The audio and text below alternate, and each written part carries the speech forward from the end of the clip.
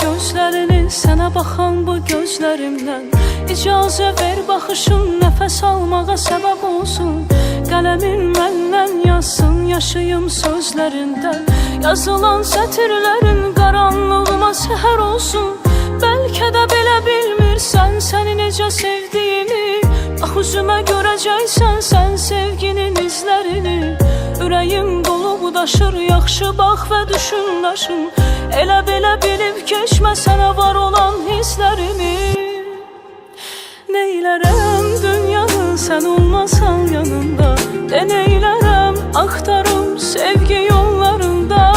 Gözlərəm yorulmadan, neylərəm sən olmadan. Bu dünyada sənlə bir ömrüm eşqlə doymadan. Neylərəm dünyanı sən olmasan yanında. Neylərəm axtarım sevgi yollarında. Gözlərəm yorulmadan, neylərəm sən olmadan. Bu dünyada sənlə bir ömrüm eşqlə doymadan.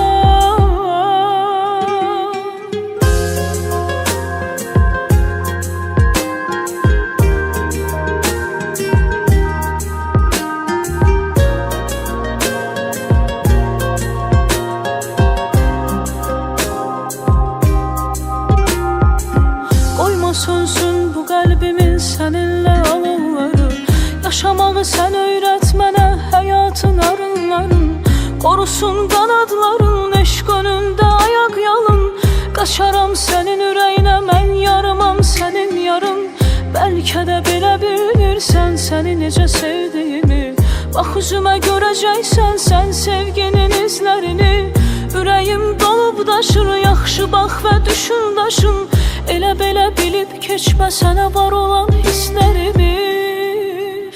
Neylərəm dünyanı sən olmasan yanımda. Neylərəm axtarıb sevgi yollarında.